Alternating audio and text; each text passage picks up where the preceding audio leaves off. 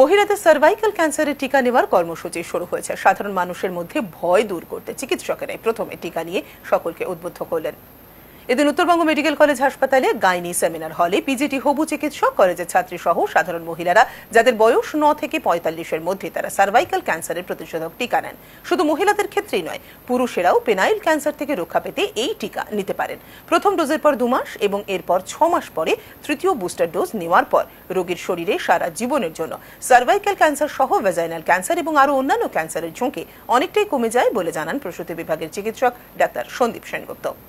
আজকে HPV vaccine দেয়া হচ্ছে, যেটা সেরাম ইনস্টিটিউটের দ্বারা প্রস্তুত করা 4টে স্ট্রেনের এগেনস্টে কার্যকর। সেটা হচ্ছে এইচপিভি মানে হিউম্যান প্যাপিলোমা ভাইরাস 16, 18, 5 এবং 11-র এগেনস্টে, যেটা মেয়েদের ক্ষেত্রে মোস্ট কমনলি সার্ভাইকাল ক্যান্সার, এছাড়া ভ্যাজাইনাল বা ভালভাল ক্যান্সার, জেনিটাল ওয়ার্ডস এগুলো প্রিভেন্ট করে। আগে এটা মেয়েদের জন্যই শুধু ব্যবহৃত হতো, এখন ছেলেরাও নিতে পারে, যেটা দেখা গেছে penile cancer, oropharyngeal cancer, anal cancer, genital warts অনেক কিছু প্রিভেন্ট করে। তো যার ফলে প্রতিষেধক হিসেবে এই ভ্যাকসিন নেওয়াটা খুবই কার্যকর।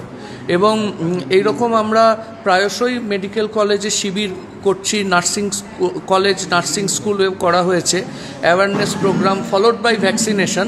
গত সপ্তাহে 55-60 জন নিয়েছিল, আজকেও এক্সপেক্টেড যে 50 ছাড়াবে সংখ্যাটা।